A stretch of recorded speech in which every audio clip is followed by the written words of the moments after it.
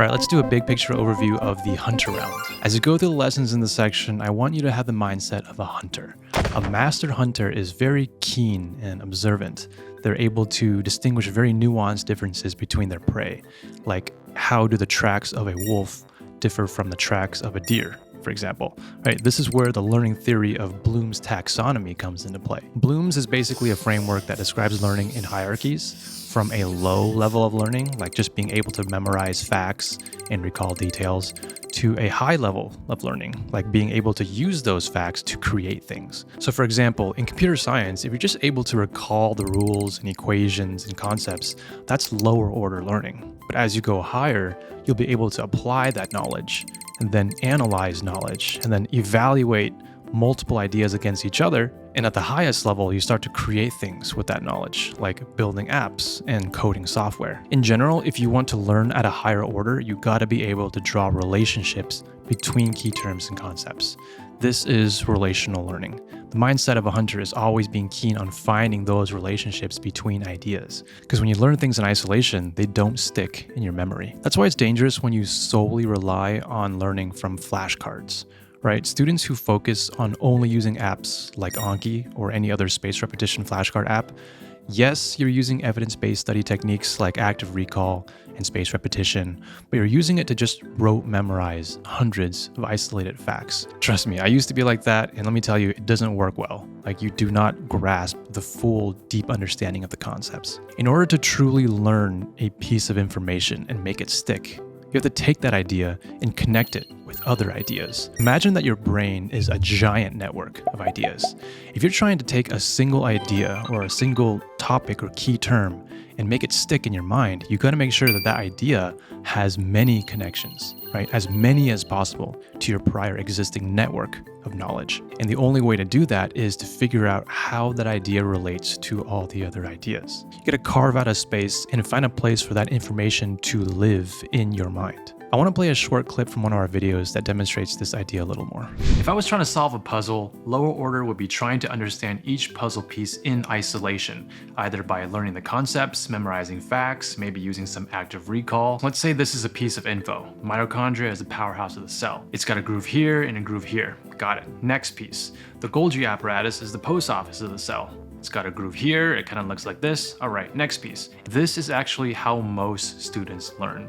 Now, for higher order learning, this means taking multiple puzzle pieces and relating them together. How do they compare and contrast? Do these somehow fit together to create a part of the puzzle? Or how do these pieces here fit into the bigger picture? That's the way you want to be learning everything, knowing how everything fits together. So that's the big idea for this round. To learn like a hunter is to hunt for the relationships and connect ideas together, because making information relevant to you is how you're going to learn best. All right, now we're in the collect phase of the hunter round. Instead of categorizing your information with the QEC method, we're going to evolve it into the layer method. That's the learning objective for this lesson. The layer method is a technique adapted from Justin Sung. The way it works is that we are taking all the ideas and dividing them into 3 layers.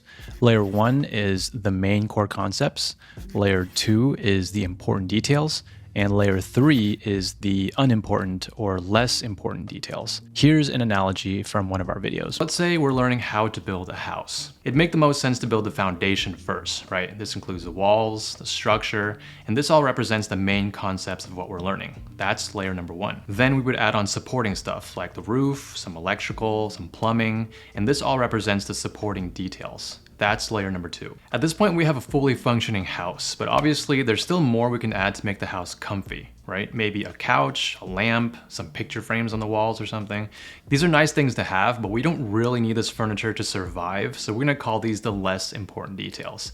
This is layer number 3. So layer 1 is concepts, and layers 2 and 3 are both details. But how do we differentiate between layers 2 and 3? Well, layer 2 actually helps us understand layer 1 better, whereas layer 3 normally doesn't. For example, if I'm studying the concept of photosynthesis, then a layer 2 detail would be understanding that water, sunlight, carbon dioxide is transformed into oxygen. That's a detail that helps me better understand photosynthesis, right? That's the layer 2 detail. A layer 3 detail would be knowing something like the name of the enzyme that drives that transformation, which I don't even know the name of that enzyme, right? It's not that important, but obviously we're still gonna be tested on it, so layer 3 is usually what I would put on my flashcards to be memorized. And if we follow the 80-20 rule, usually 80% of exam questions will be on layers 1 and 2, but usually those two layers make up only 20% of the material that you need to know. And I think the hardest part about learning is being able to differentiate what detail is more important and what detail is less important. Basically knowing which topics and key terms belong to which layer. And unfortunately, the skill isn't taught in school. You'll notice that if you read a textbook from start to finish, the order of information that comes at you is first you'll get a heading or a main idea, followed by loads of detail that you kind of just gotta sift through, right? Then you get another heading, main idea, followed by details, another heading, followed by details, right? This is the same pattern that most professors teach in lecture too. Instead of giving us all the foundational pieces first to help us build our structure, they give us all the pieces for one room at a time. We don't move on to the kitchen until we've completely built the bathroom first. And this approach makes this house overall super unstable, right? It might seem like an efficient way to teach, but I don't think it's an efficient way to learn. So the rookie version of Collect was the QEC and PSA. You've already divided the ideas into layers at that stage. For example, is this a question or conclusion? Well, with the layer method, we're dividing all those terms into different layers of importance. Some questions are more important than others.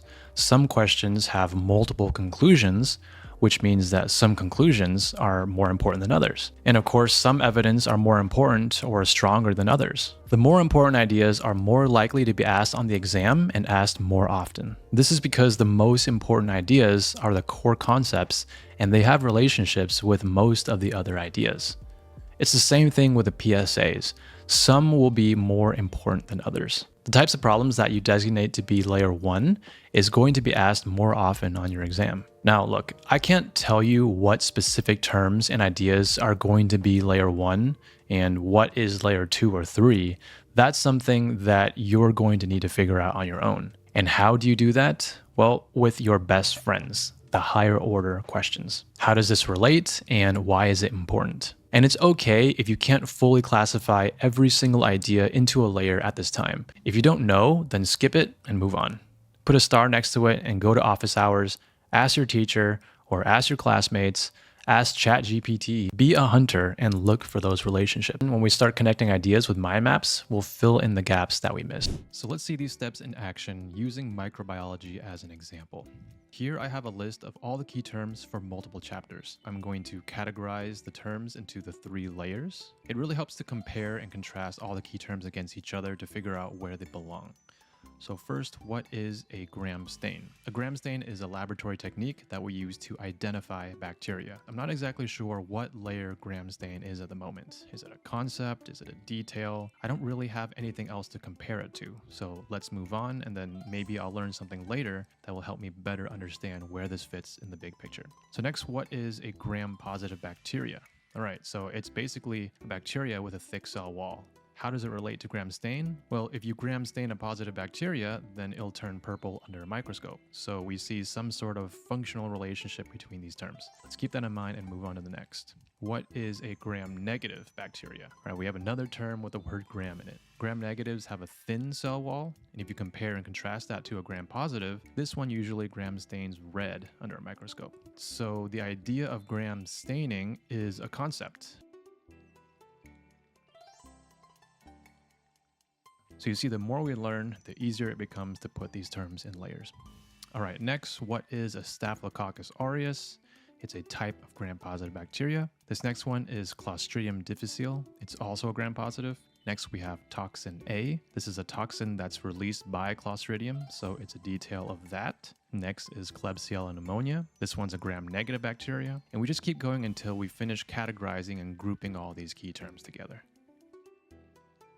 So I'm going to start by placing all of layer 1 on the page. So I think the most important part of this step is figuring out how the different components of layer 1 relate to each other. For example, here, it becomes clear to me that we group bacteria based on their characteristics, right? Gram-positive, Gram-negative, etc. Because those characteristics are how we identify them, which then tells us what antibiotics to use to treat them. That's the big picture right there, right? That's what I'm talking about when I say lay the foundation first with the layer 1 concepts. So once all of layer 1 is connected on the page and we have a good core foundation, one, we can add the details on top, starting with layer 2 and then layer 3. Now, the usual way that students mind map is to kind of build out each branch all the way out to the details before moving on to the next branch. This is not learning in layers, and you'll easily lose sight of the big picture. If I were speed learning or even cramming the night before an exam, which I don't advise, and I wanted to make sure I don't fail that exam, then I would focus on the red and blue layers first, since that will be the majority of the test, right? 80-20. But if I didn't go in layers, I might not even have time to cover all the important stuff because I was too busy with the less important details. Here I have the master key for StudyQuest, definitions filled in and some hierarchy arranged. What we're going to do is break down our master key even further into layers. You can do this directly on your master key if you want, or you can type it elsewhere. I personally like to mark all over my master key to better see the layers. So I've copied and pasted my master key onto my iPad here so that I can freely mark it up and get as messy as I need to.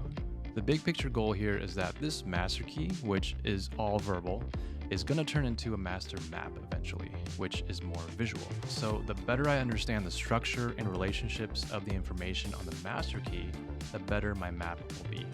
And we've already learned about the QEC and PSA method as a way to do that.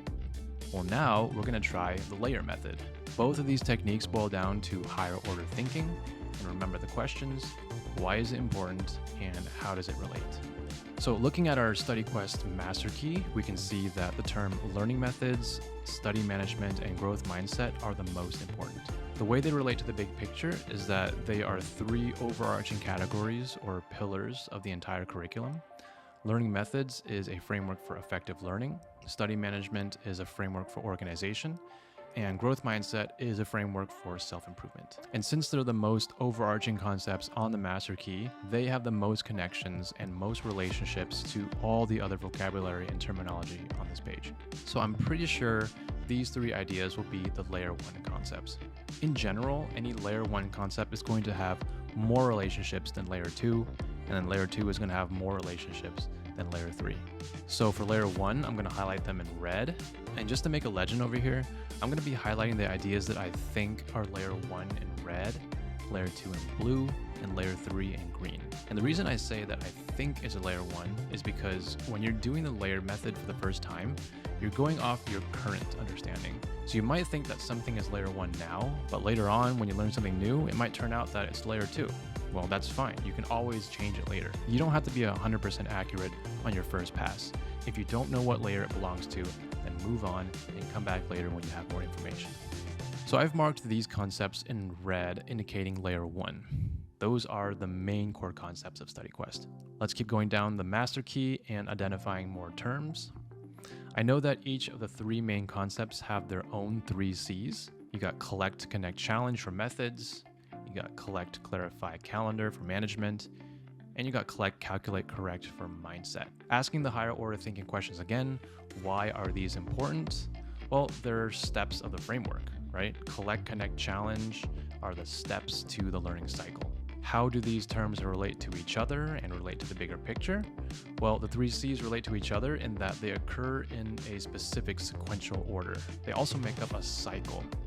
And they relate to the big picture in that they're parts of a whole. The whole being the learning methods, and the 3 C's are the part of that whole. So since the 3 C's help explain how to use the methods framework, and the 3 C's also help us better understand the methods framework, I would call the 3 C's a layer 2. Let's move on and look at more terms. I know that each of the 3 C's also have their own parts. Collect has the QEC, layer, and syntopical methods. Connect has the T-tree, mind map, and tree map. And challenge has past papers, flashcards, and teaching. These are all learning techniques.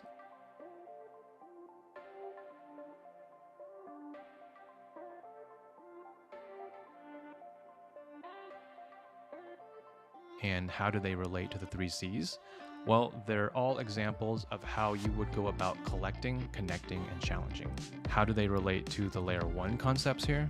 Well, they're all smaller pieces of a whole, but do these techniques help explain or help you better understand how the methods work? I'd say not really. They're just examples of the three C's, but they don't explain how the three C's work together. Past papers and flashcards are examples of how you can challenge yourself, but they don't explain how challenge actually works. So I would mark these study techniques as layer 3. So back to the question of how does challenge work? The way that challenge works is that it uses retrieval practice and testing to assess your knowledge. You're trying to recall knowledge from your memory without relying on your notes. It's a very cognitively demanding and effortful way to study, which is a good thing because this challenge engages the student and promotes better understanding and retention. This whole concept is called desired difficulty. So these terms here, retrieval, testing, and desired difficulty, why are they important? Well, they're the science behind how learning works in the brain. How do they relate to the big picture? Well, they help explain why the concept of challenge is important to the entire framework of the learning methods. So these are likely layer 2 ideas because they help explain how the layer 1s work.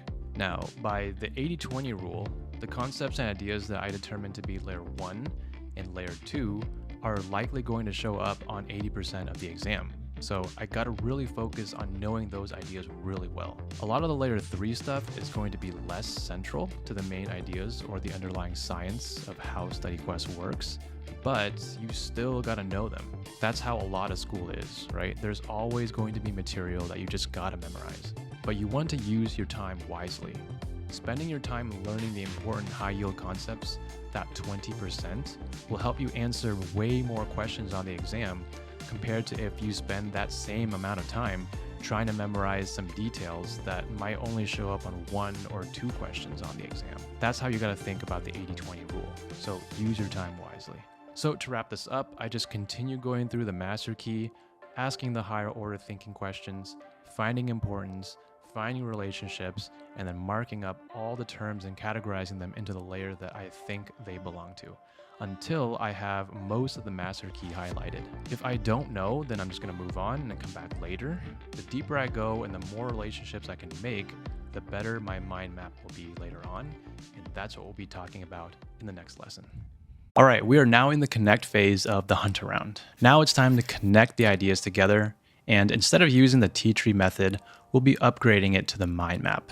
That's the learning objective. Mind mapping is another note-making technique that also emphasizes relational learning. So first of all, why mind mapping? Well, let's back up and ask, why take notes at all? Note-taking and writing in general are ways to facilitate our thinking and reflect on how we think. And mind mapping is the note-taking style that most closely reflects how our brains think. Our brains are a network of neurons. Every idea we store in our memory has numerous connections to many other ideas, like a spider web, and it looks like a mind map. Yet, the most common types of notes that students make are linear notes that look like this. It's understandable why our notes look like this because that's how information is presented to us in the textbooks and lectures. And a lot of students like to take notes on their laptop, which only allows you to type words linearly down the page. Note-taking on apps like Notion, Evernote, Google Docs, these are all linear notes, and they have their limitations. You can't easily connect ideas from chapter 1 to chapter 10. All the ideas stay isolated on their page. But to get a full picture understanding, you'd need to visualize all the connections between all the chapters. We recommend that to get the full benefit and to reflect the way that your brain actually works,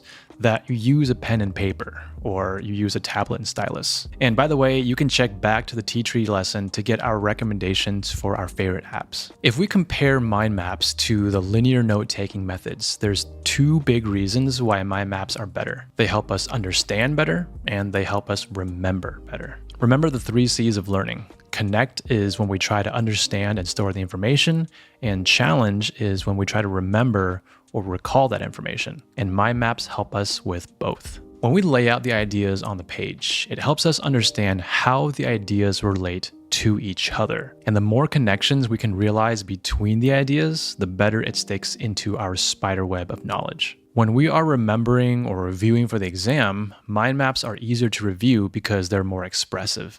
Our brains process images, arrows, and associations much faster than it can read and process words. A picture is worth 1,000 words, right? So let's dive into mind mapping. Some important things to understand. First is that we are making one mind map per topic. Remember that the previous skill, the T-tree method, is actually the skeleton of your mind map. We make one tree for every topic. So again, from our medical example, you'd have a tree for cardiology, a tree for pulmonology, a tree for nephrology, and so on.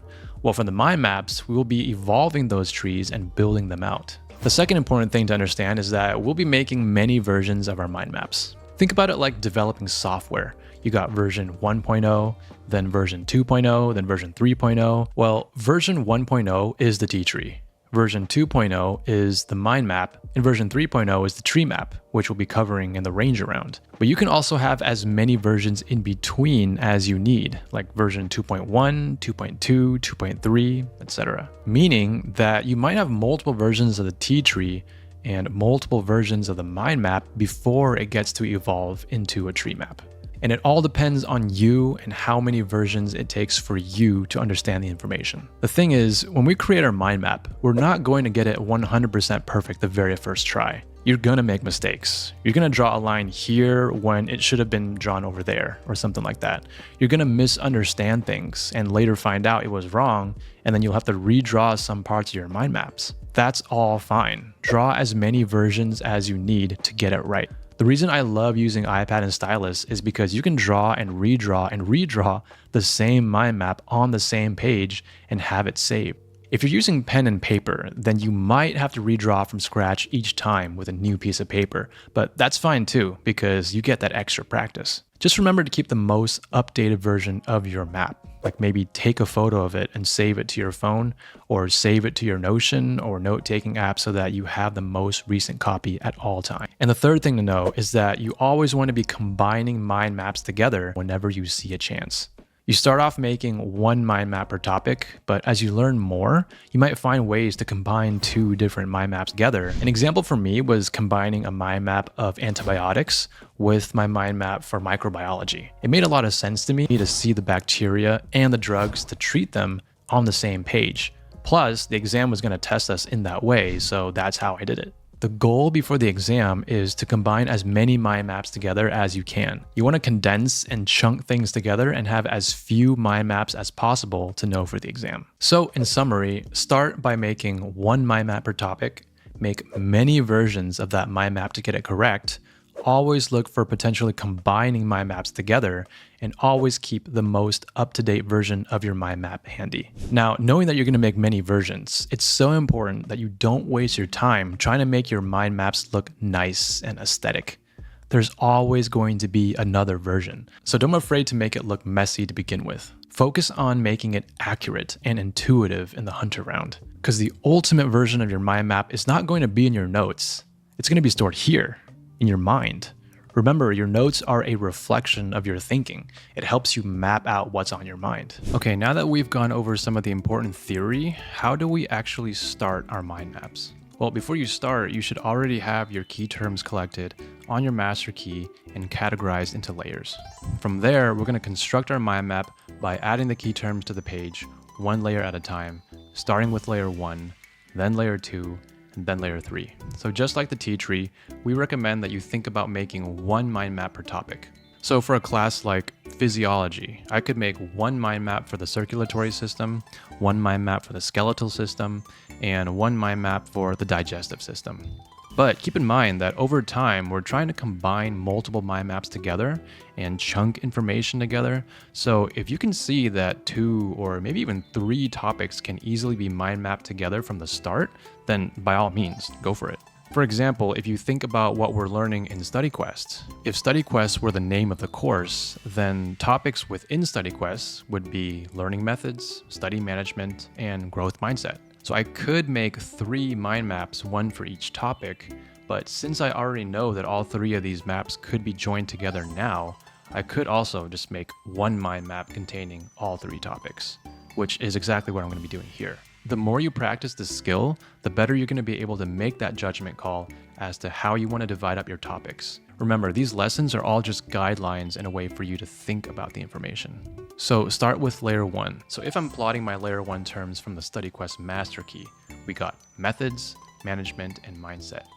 I'm going to place them on the page kind of near each other, but with enough room to brainstorm how they're related to each other. We want to tap into relational learning here to find the relationships between the layer 1 terms. How do they relate? Are they all parts of a bigger whole? Are they cause and effect? Is there some sort of logical way they fit together? Or is there some kind of underlying scientific principles that tie them together? This is important because it'll determine how we draw our mind map. If I think about them like a sequence of events, then I draw them like this. If I think about them as one being a foundation for the others, then I could draw it like this. If I think about them as a cycle, then I could draw it like this. And this all depends on my own thought process. How do I understand the information? That's how I'm going to best visualize and remember this. This core thought process, all of this here is my own thought process. This is one of the most important things that really tie our mind map together. And don't worry, we're going to be talking about it more in the range around when we talk about the tree map. But for me, I like to think about these terms as pillars of StudyQuest. They all have equal value and they all play a part in supporting a complete study system. So now let's add layer 2. Again, as we're plotting the terms on the page, I'm using all the knowledge I've gained from the higher order thinking questions, QEC, PSA, T-tree, layer method, and I'm figuring out how these ideas relate to each other and how they relate to the bigger picture. To me, these are like cycles. The 3C cycle for learning, organization, and mindset. So I could draw it like this. But also, interestingly, I see that the term collect appears multiple times on the map. 3 times, which means there's a possible huge relationship here. When you think about the workflow of StudyQuest and these 3 pillars, collect happens all at the same time. It all happens during a study session. We collect knowledge we need to learn, we collect tasks we need to do, and we collect data we use for self-reflection. That all happens at the same time. So I could redraw my mind map to reflect that.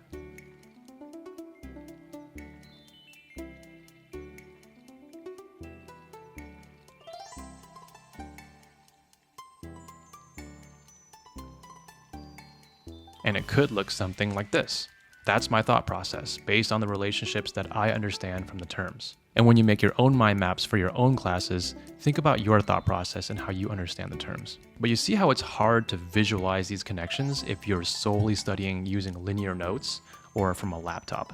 You can't see the relationships that well, right? Plus, this takes a lot of cognitive effort. This deep thinking is how you can effectively encode knowledge into your long-term memory. So you just keep going down the page like this, plotting all the layer 2 and then the layer 3.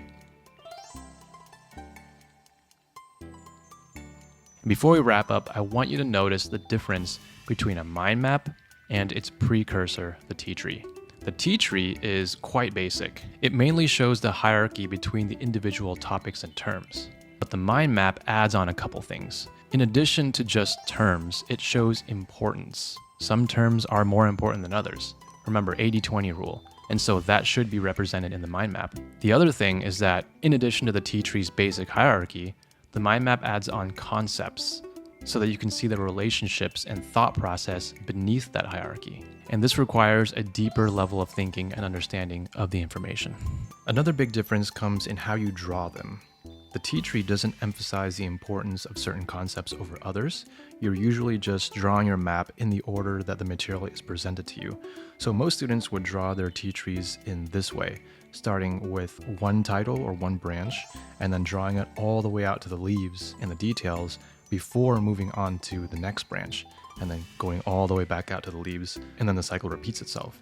On the other hand, if you've done the layer method correctly, you'll have your ideas categorized by importance. And so the order of how you draw your mind map will be different. You'll start in the center with the most important details first, connect those together, and then slowly branching out to the next layer, and then the next layer, until you're all the way out to the details, but you're interconnecting all the ideas between the branches on the way out. Doing it like this allows you to see more connections between the core concepts, and also allows you to form that super important thought process between the layer 1 and 2 terms, something that the T-tree doesn't do well, which is why we learn the T-tree first in the rookie round. As you advance toward the ranger round, you'll find that you can start skipping a lot of the basic steps, like the QEC method, like the T-tree, and you can go straight towards advanced techniques. So for example, the top students will be able to kind of start the layer method and then jump straight to making a tree map with a very minimal master key, because they're so used to identifying these relationships and the importance of ideas and seeing the big picture. And that's the level that we hope to get you to, but for now, as you're still learning the ropes, we want to use rounds to slowly ease you in. So once you have your first mind map drawn out, you can start the challenge phase. You can practice redrawing your map from memory, practice teaching it from memory, and as you're doing this, you're going to find opportunities to group items together within your mind map or group entire mind maps together. Because remember, our mind maps go through different versions. And be sure to keep the most updated version of every mind map for each topic or topics that you have. And those are what you're going to be using to challenge yourself. Every time you learn something new or gain new insight from challenge, you're going to update your master maps by connecting those new insights onto the map, and the cycle repeats itself over and over until you have the most concise master map that you can make. And you know it extremely well. That's how you'll know that you're ready for the exam. And that's it. Mind maps can seem hard at first, but the more you learn, it actually starts to get really fun. You're like hunting for pieces and hunting for relationships. I know that when I'm collaborating on a mind map with others, it feels like I'm teaming up, like we're a squad of hunters and you're all working together to piece things together. Like that's how fun learning should be.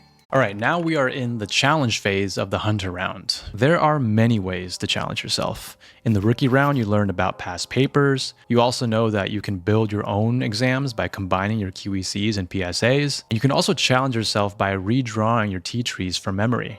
Well, now that the T-trees are mind maps, you would be drawing the mind maps from memory. These are all great ways to challenge because they force us to use retrieval practice or active recall. They also test us to see where our weaknesses are. Well, in this lesson, I want to add another challenge technique to your arsenal that uses retrieval practice, and that is flashcards. The most important thing about flashcards is that you are writing your own questions. Unlike using past papers where someone else is feeding you the questions, you are now forced to write your own. When you start generating your own questions, you have to start thinking like an exam writer and get in the mindset of figuring out what ideas are more important to learn than others. In terms of creating your flashcards, there's so many ways to do it. You can write questions in a note-taking app like Notion and use the toggles to hide the answers, or you can use an app like Anki to make digital flashcards. Picking a digital flashcards app that has built-in spaced repetition is also beneficial, but I will say that putting images and visuals on your flashcards are a game changer. So if you can, draw them out or take pictures and copy paste them into your flashcards. Now you might ask, what if I'm studying math or physics or a class with a lot of numbers? Well, you can still use flashcards. Remember how we talked about using the T-tree method on technical courses? That you have to understand math in words first before introducing the numbers? Well, that applies here too. You want to use your flashcards to help you remember the math either in words or in images. Another strategy is to use flashcards to help you memorize specific steps of how to solve a problem, especially if the steps need to be done in a specific order. You can put an equation or a problem or a chemical reaction as the question, and for the answer, you have to try and recite the sequential steps to solving that kind of problem. And mnemonics can come in handy here if you're trying to memorize a list of steps in a certain order. Of course, this way is more rote memorization because you're memorizing steps to a problem.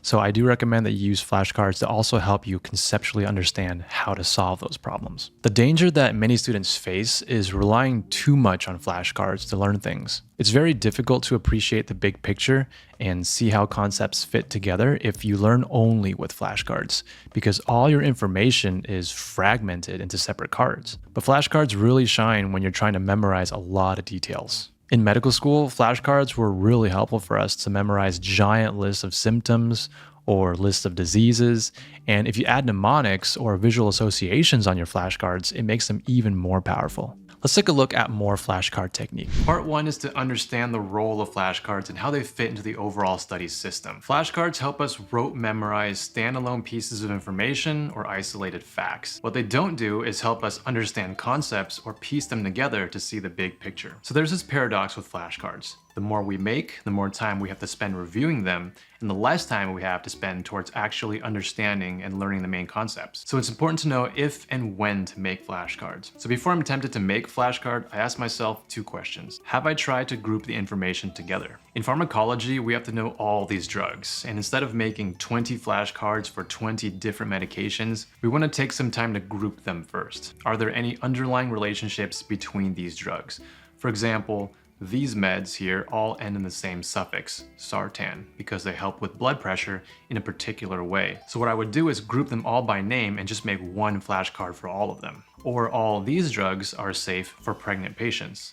Or these work really fast and are used for emergencies. So taking time to understand relationships allows me to make far fewer flashcards that are actually more memorable. And the second question, is this piece of information important enough to memorize? Not all information is created equal, and there are always going to be facts that are so obscure and so isolated from the rest of the material that you literally just have to rote memorize. Things like random dates or abstract names like medications, enzymes, rare diseases, equations, or anything your teacher says will be on the test. The list goes on. So this is why we recommend making your own flashcards as opposed to using pre-made decks from someone else.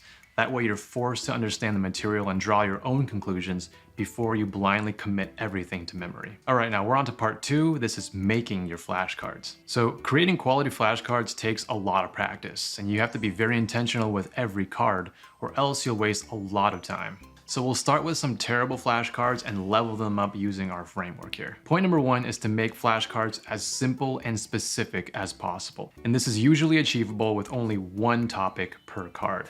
It should be black and white, right? It should be super clear what the card is asking for. If it's not, then you haven't broken down the concept deeply enough. For example, our terrible flashcard reads, what does blood do? This flashcard is super vague, right? It raises a lot of additional clarifying questions, like which specific component of blood? Plasma, white blood cell, red blood cell, where in the body? The lungs, the heart, the vessels? We know it's a bad flashcard when the answer is a long list, because when you study lists, you might recall some, but not all the facts. And this causes us to incorrectly gauge what we know and what we don't know. So to make this flashcard better, let's add a few clarifying words, like what is the role of red blood cells at the peripheral tissue?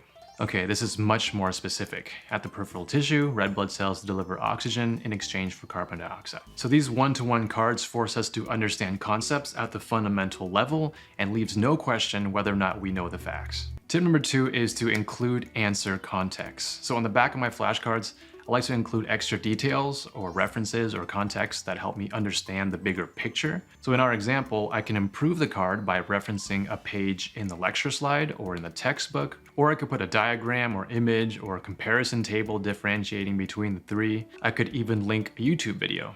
But there's a twofold benefit here. First is that I have a reference to help me refresh my knowledge if I need it, but more importantly, I'm actively trying to relate this card to all the other concepts and forcing myself to always think of the big picture. And point number 3 is to add memory techniques. Using flashcards to remember memory techniques is next level. It's like Inception. You're memorizing how you memorized. Basically, if you have a mnemonic or an image, acronym, mind palace, story, or any other creative way to trigger your memory, it should be put on the flashcards. And point number 4, make digital flashcards. This should go without saying, but you want to have mobile access as well. Because digital flashcards allow us to quickly search for any card we need. We can organize our cards by folders and tags. We can make custom decks, like for a midterm, or we can combine multiple decks for a final exam.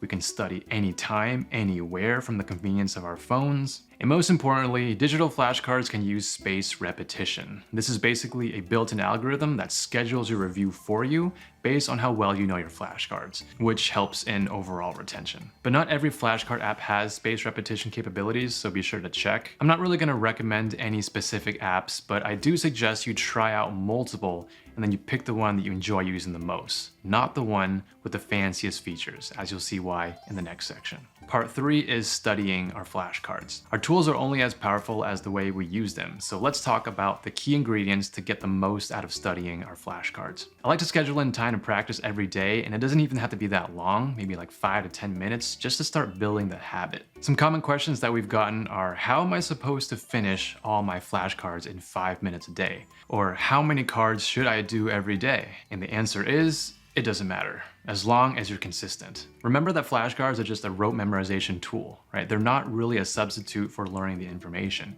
If you find yourself spending more time practicing flashcards than understanding main concepts, like using mind maps or past papers or something, then you're practicing too many flashcards. So that's why I recommend pairing our flashcard studying with a routine that we already do on a daily basis.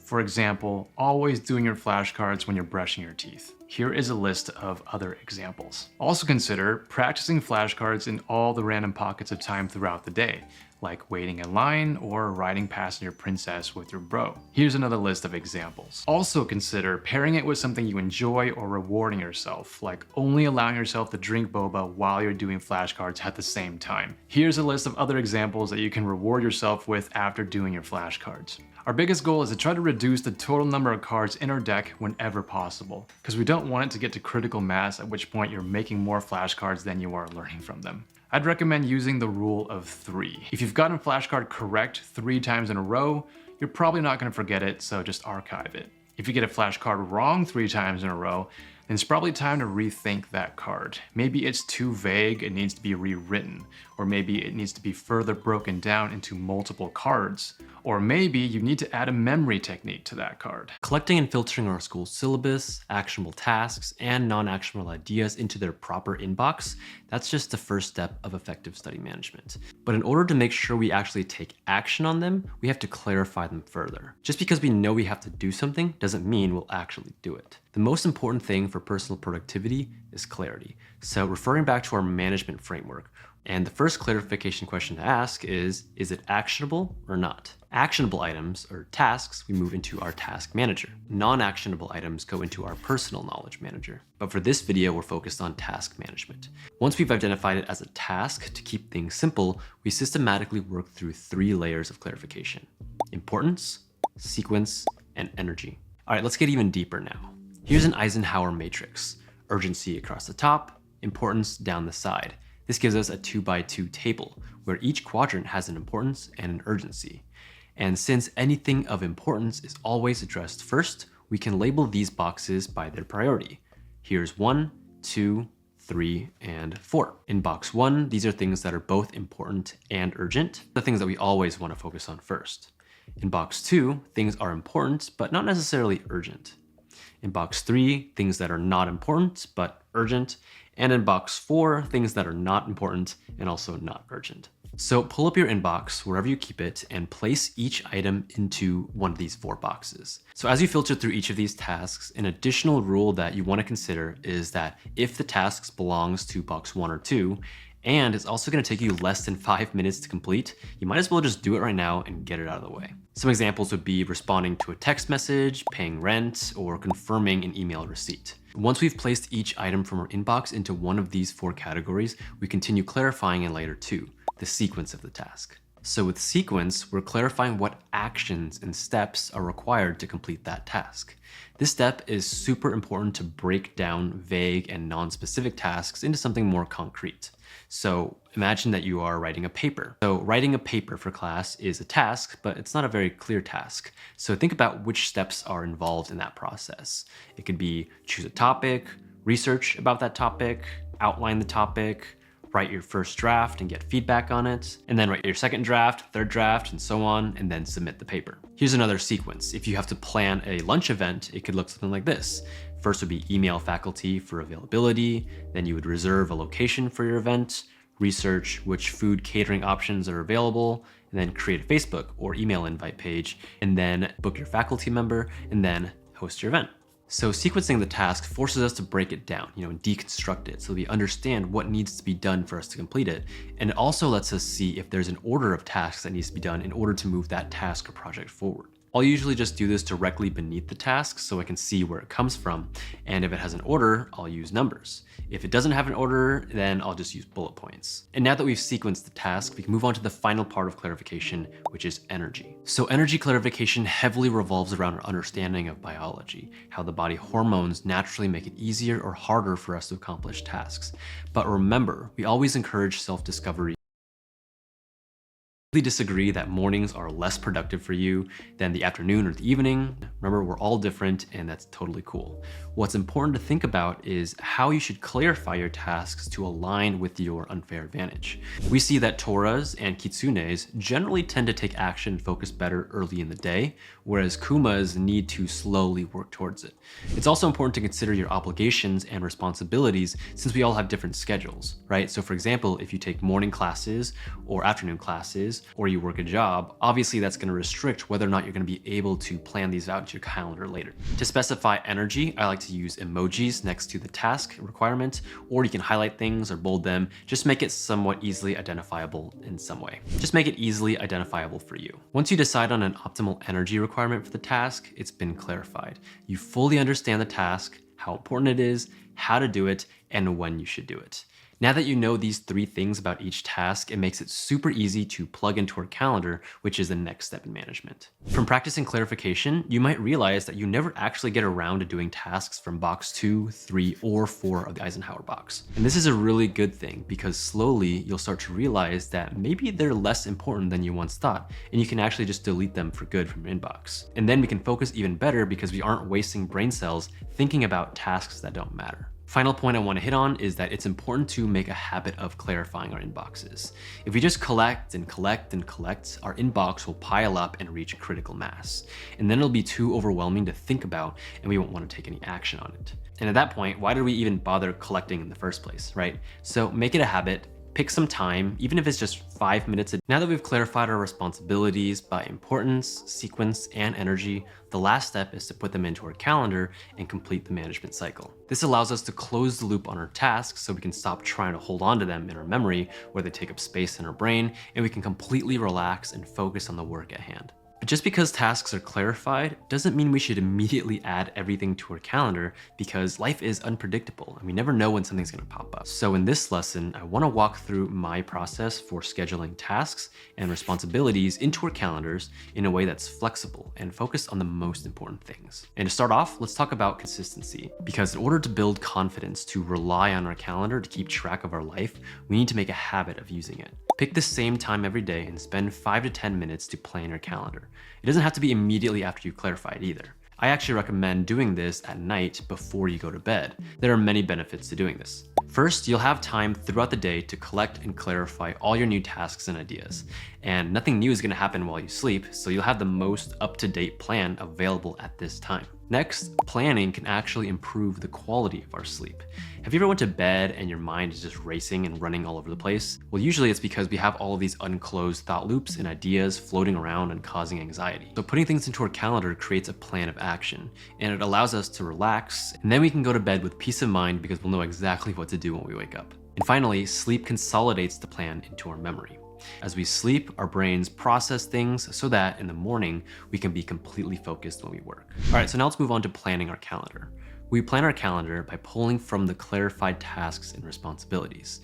And there's an order I follow to plan my calendar. It goes needs, duties, and then highlights. Let's start with needs. These are obligations and responsibilities that we cannot miss, right? By definition, things that are needs always come from the important row in our clarification step. Boxes 1 and 2. For school, this will include mandatory classes, exams, presentation days, or standardized tests. Outside of school, it can include like your work schedule or applications or interview deadlines. We put needs into our calendars first because they can't change, and so we'll have to build the rest of our calendar around these needs. Next are duties. These are things that don't necessarily have a strict deadline, but need to be done, and we have a responsibility to take care of them. These tasks generally come from box number 2, as they are important, but they may or may not be urgent. And this is an important distinction between needs and duties. we can be more flexible with our duties. It allows us to be adaptable and prepared for tasks that come up that might take precedence. So these things include health maintenance, like doctors or dentists or therapy appointments. They also include life maintenance, like getting an oil change or renewing your passport or driver's license, taking your pets to the vet, or family events and social gatherings. We want to get the ball rolling on these things and put in a tentative calendar date so that we can stop holding on to them in our mind or having them crowd up our inbox. So needs and duties should be put into the calendar days, weeks, or even months in advance if we know their deadline. Then we can more effectively plan our day-to-day calendar following the third part, which is the daily highlights model. This planning framework comes from the book Make Time by Jake Knapp. The idea is that we remember the peak moments in our days. The example he uses is like going to a theme park. We wake up early, and then we sit in traffic, and then we wait in line for hours. But when we look back on it in the future, we don't really remember any of that. What we remember is screaming and having fun on the roller coasters. Those are the peak moments of the day. And so that's kind of a metaphor for how we live our life. The problem is, if we don't make time to plan for peak moments in our days, it's easy to go through life on autopilot and fall into ruts.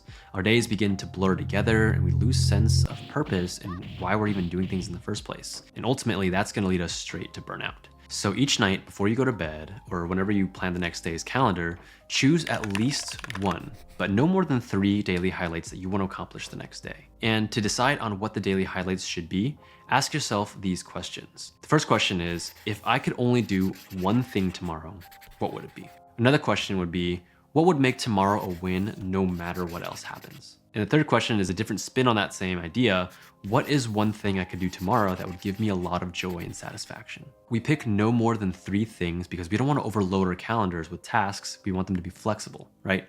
It's very common for us to miss deadlines or fall behind in work and have things come up. So keeping it between 1 and 3 things is a great way to make sure that only the most important things actually get scheduled into our calendars. It's also very important to note that daily highlights don't only have to be tasks. Although if you do choose to pick tasks as your daily highlights, make sure to first go from box 1 and box number 2, just like we did for the other calendar steps. From clarification, we already know the sequence and the energy required for that task. As you pick and plan your daily highlights, be careful not to pick multiple tasks that require the same energy level. Don't plan to write your essay before you plan to do research on it, and don't plan to do 3 different cognitively demanding tasks at the same time. This is why we clarify, so we can plan more effectively and prevent burning out.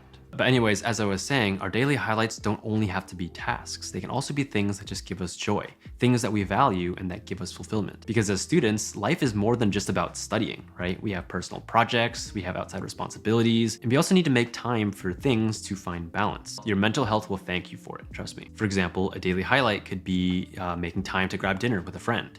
It could be spending time playing music or filming a YouTube video or working on other hobbies and stuff. Or it could be making it to the gym or playing basketball with the boys. As an additional rule, Jake Knapp also recommends that our daily highlights should be activities that last between 60 and 90 minutes. So to give a personal example of how my daily highlights varied as a student, it looked something like this. For heavy class or work days, I only scheduled in 1 or 2 daily highlights, and it was usually always study and exercise. For weekend days, when it was more chill, I might have 3 highlights: study, exercise, or side hustle, and then spending some time with friends. Pretty simple, right? So just pick at least 1 daily highlight, no more than 3, and pencil that into your calendar before going to sleep. We don't need to time block every second of every hour of our day. We don't need to overload ourselves with tasks and maximize every ounce of productivity. What we're actually trying to achieve is balance and a flexible schedule. Now, you might be thinking, what if you can complete more than 1 to 3 daily highlights every single day?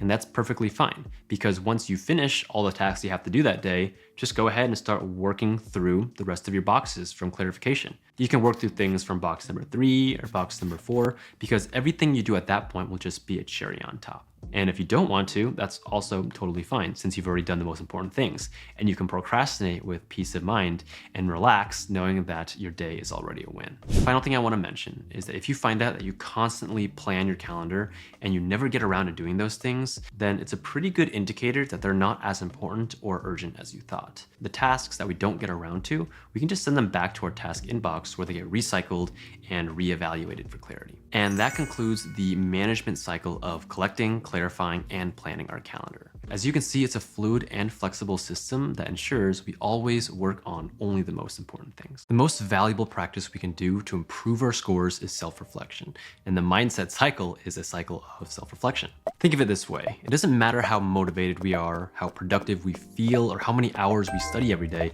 if we're going in the wrong direction. Our efforts are wasted. But that's how it is sometimes. When we get wrapped up in school or work, we kind of enter autopilot mode. So self-reflection forces us to zoom out, see the big picture to make sure that we're still on the right track. But this can be tough to do. Even if we've collected all this juicy practice data about our study habits and our study sessions, it'll still leave us scratching our heads if we don't know what to do with it. And that's why most of us don't do it. We don't know how, which means we don't get any benefit from it, and then we stop trying. Data is only useful if we can make sense of it. And that's what I'm gonna go over in this video. Referring back to our mindset framework, we're at Calculate, how we uncover insights and reveal patterns in our behaviors that require course correction. The process we teach for this is called triple loop learning. I didn't come up with this. It was adapted from Chris Aguirre, who was a Harvard business professor, but I think his model works really well for Calculate.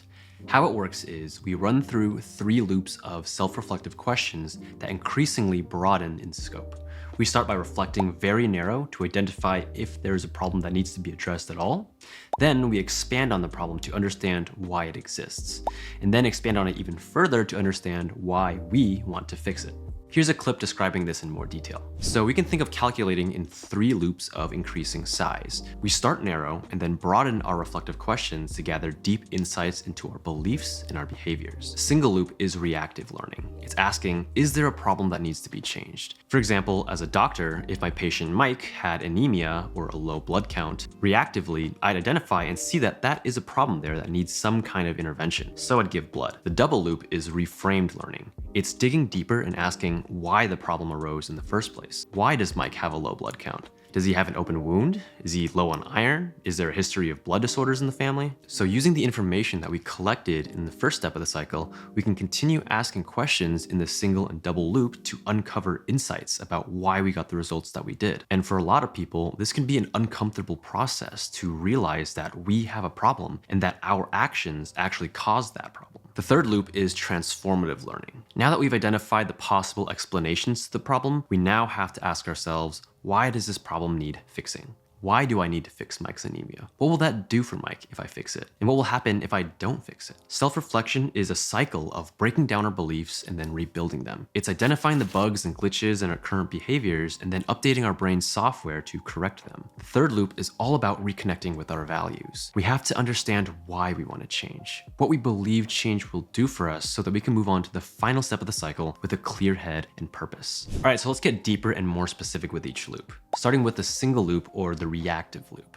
Very simply, we're identifying, is there a problem or not? Look at the practice data and your previous SMART goals, and for each area, ask, how did I improve, stay the same, or do worse? And notice how I asked that question, how? As a guideline for all self-reflection and Calculate, we ask open-ended questions. This kickstarts our brain into critical thinking mode and gets us to dig deep into our process. How was my procrastination last week? How was my focus time compared to last week? In the lesson files, I'll upload some guiding calculation prompts for each loop of learning to help you get started. But keep in mind that as you continue to build your study system and learn more about yourself, you may want to take your self-discovery journey in a different direction. And that's awesome. We highly encourage that and want to empower you to take control of your own personal growth. So onto the double loop, the reframing loop. We're now trying to understand how our study system led to the problems that we identified.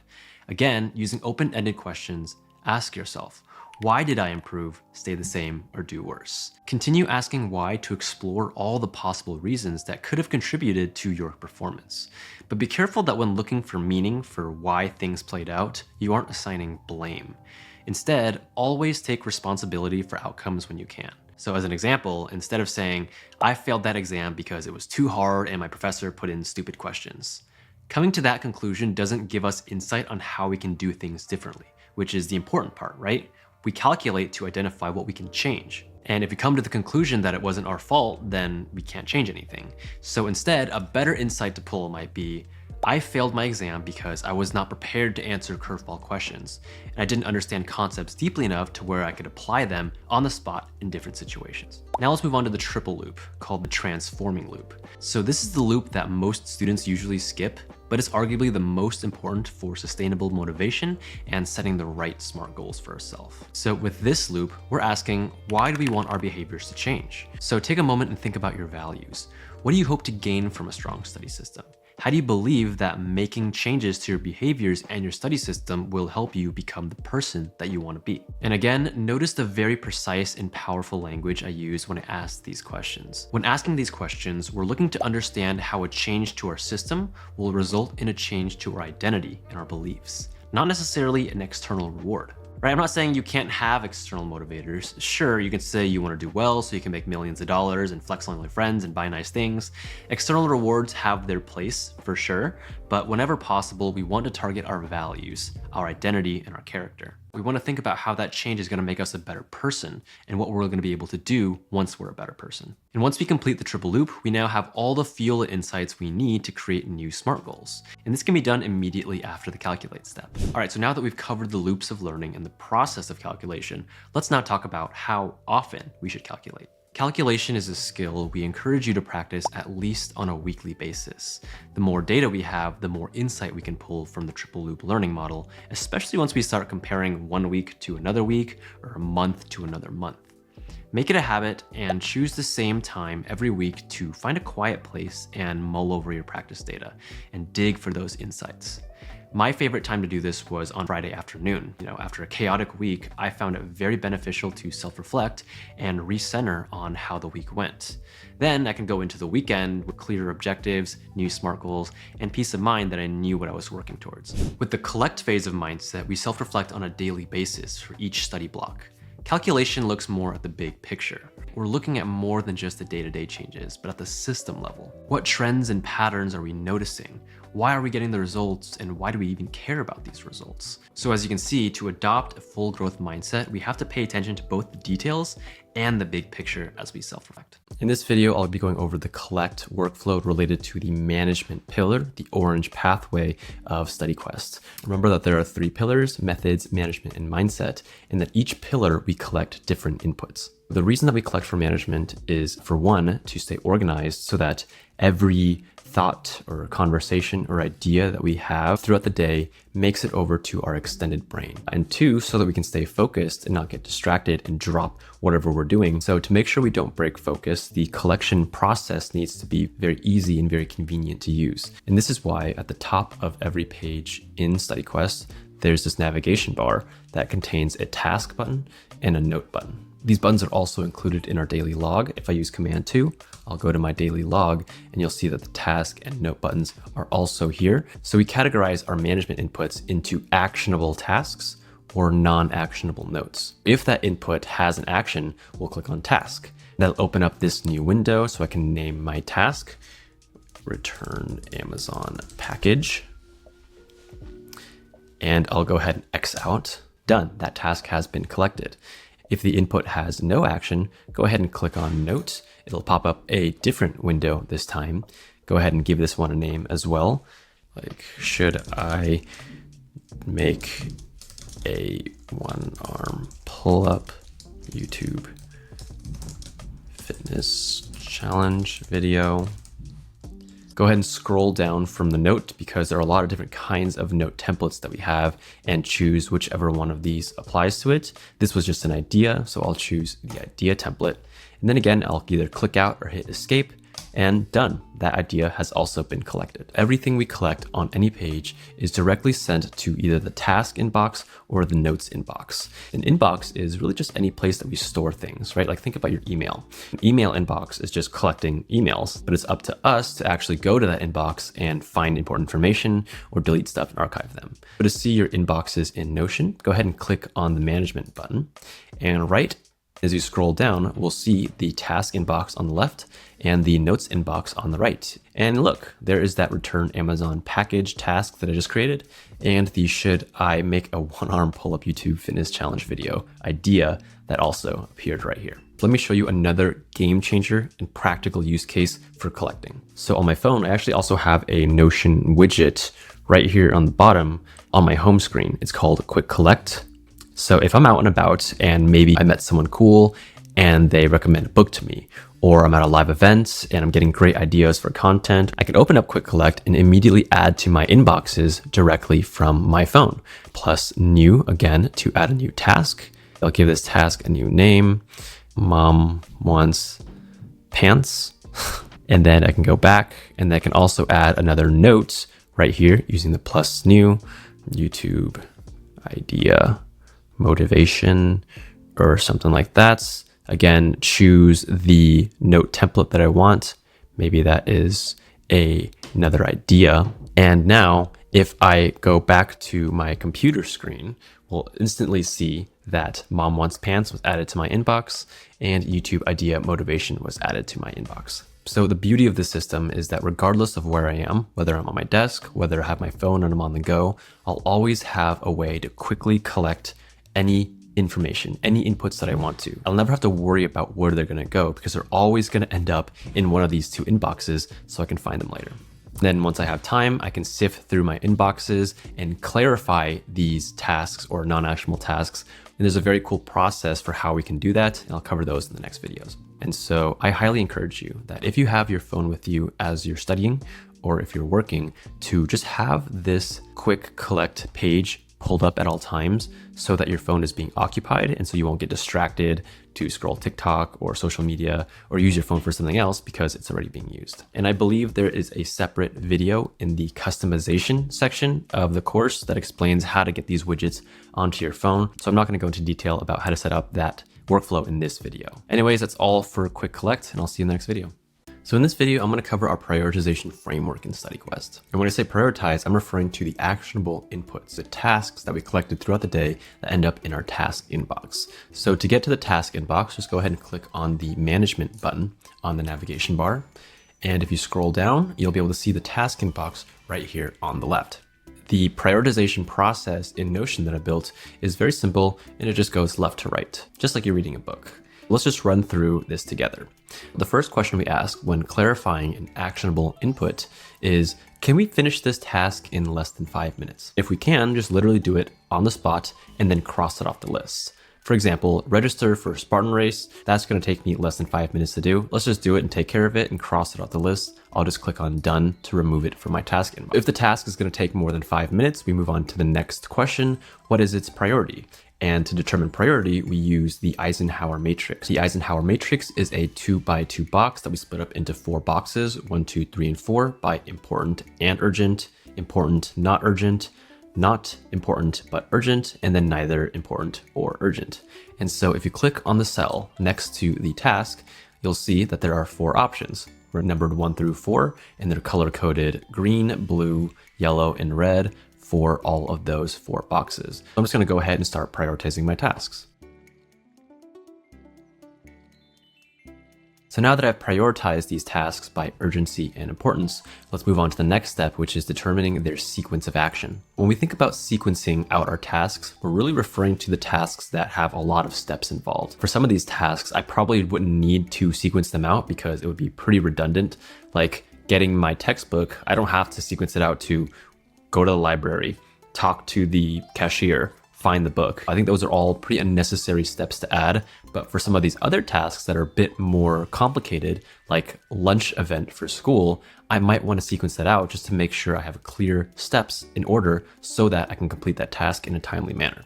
So to sequence out any task if we need to, you can actually click on this toggle next to the checkbox to expand that task and add sub items. For this lunch event for school, I might want to sequence it out to find a speaker for the event, research food catering options.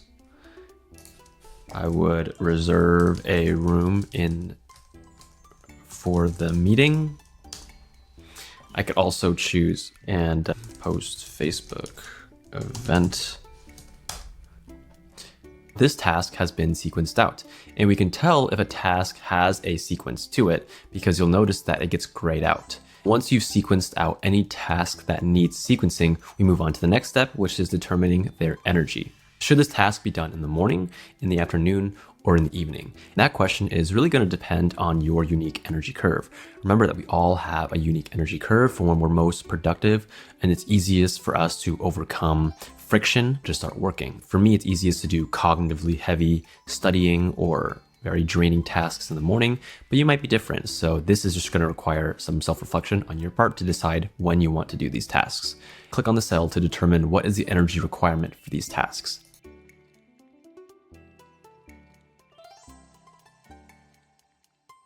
Great, so now our tasks have been clarified and they're ready to be put into the calendar. But in Notion, there are actually a few more things we can clarify just to make this process even more granular.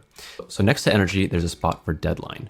Now, this just refers to if that task has an absolute deadline. This doesn't necessarily mean that I'm going to do this task on that day. It's just, does this task have a deadline? For example, if this lunch event for school is next week on the 12th, that doesn't necessarily mean that I'm going to post my Facebook event, reserve a room for the meeting, or research on the 12th. I just want to know when that deadline is. I can also go even further with this and identify if these tasks are related to a project or an assignment that I'm working on, or even a class. And I can do that by either opening up the page itself and choosing a domain or project to assign it to, or if you prefer things a bit more visual, we can actually go to the task inbox subdashboard. So just go ahead and click on the section header here. It'll take you to the task inbox subdashboard. We just have a bit more screen real estate here, so we can also add domains and projects directly from the inbox and even put them into our calendar if we want to just schedule them right now.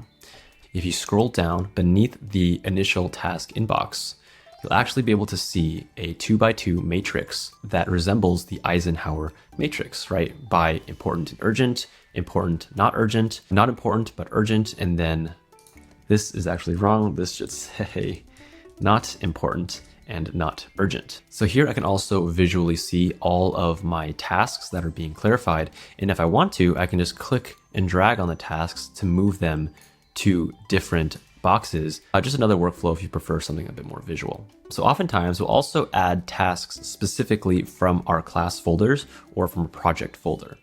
And that's actually not going to be any different. Those tasks are also going to appear in this task management system. As you can see, my Get My Textbook task is related to a project. And if I click on that project and open it up to see its page and I scroll down, we'll still see that task exists in the actionable section, but it also exists in the task inbox. I'm going to get a little bit more technical here and explain what is happening with all the filters and formulas so that we can keep our task inbox clean and tidy. By default, all the tasks that are in this inbox here are going to stay here until a calendar date is scheduled. If a calendar date does not get put for any of these tasks, they're going to stay right here in the inbox. And remember that this calendar date is different from the deadline. The deadline is the absolute deadline when we have to complete the task. The calendar date is actually when we're going to do the task. Slight nuance there, but it's pretty important to know. And to make sure that this task inbox doesn't reach critical mass and there's like a million things that you have to organize and sort through, I've also set up some auto cleanup features. So if you go to the task management subdashboard, I'll just get back to there by clicking on the management button and clicking on task management subdashboard right here. And if we scroll all the way down, we'll get to the recycle area. Now the recycle area actually has two different tabs, the recycle bin and the chiller. And this is where all of our tasks that are auto-archived are going to appear. And let me explain the difference between the two. If you add a new task to your task inbox, but then you don't do anything with it, you don't fill out any clarification, and you don't add a calendar date to it. It's just an empty task that's just sitting here, like this one. If I just made a task like a new task and I don't do anything to it, in 1 week's time, it's going to automatically archive into the recycle bin. On the other hand, if I make a new task and I start to clarify it, but I don't assign a calendar date to it, in 7 days, it's going to go to the chiller.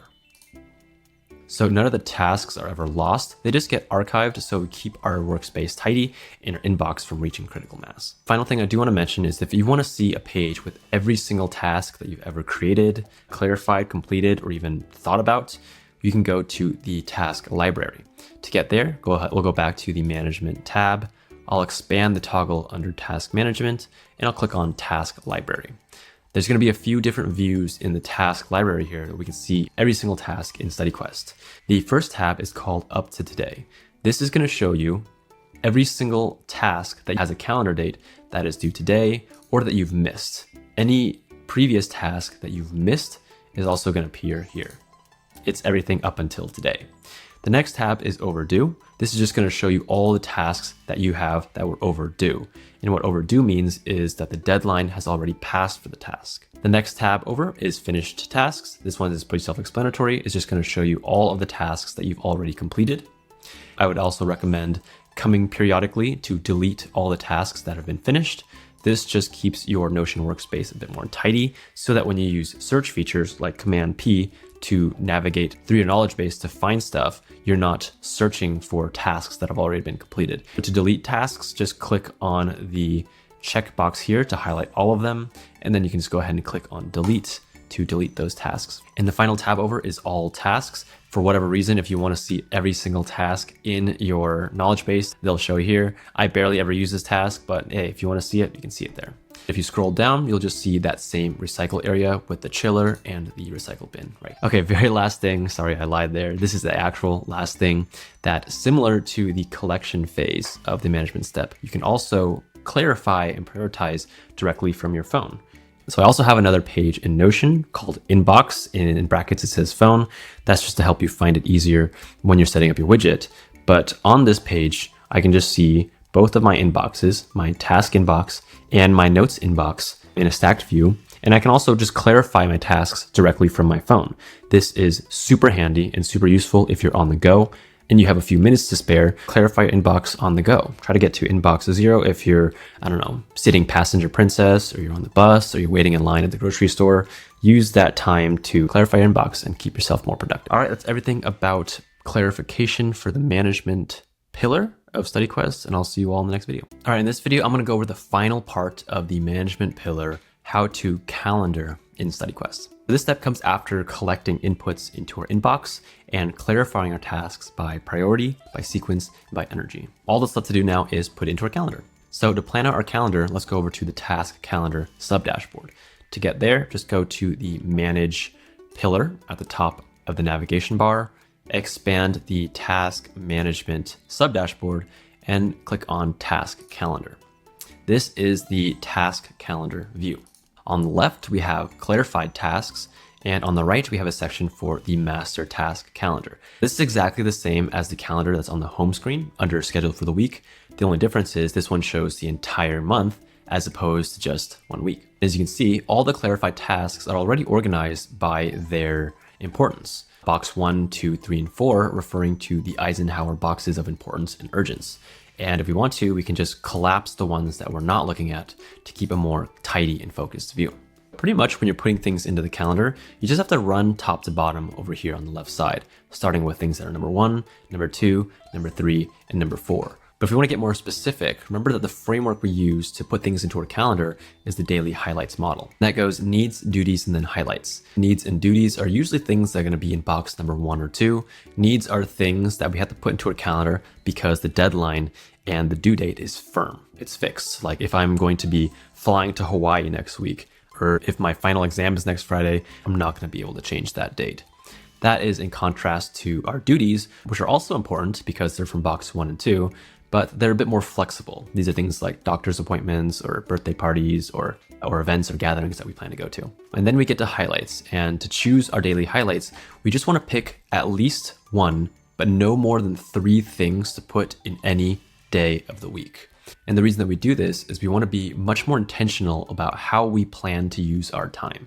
We want to make sure that we're focused on the things that actually matter. So pick no more than 3 daily highlights to add to your calendar. So to add anything, whether it's a need, duty, or highlight to our calendar, all we have to do is just click on the 6 dots next to our task and drag it over to our calendar and put it on whichever day that we want to.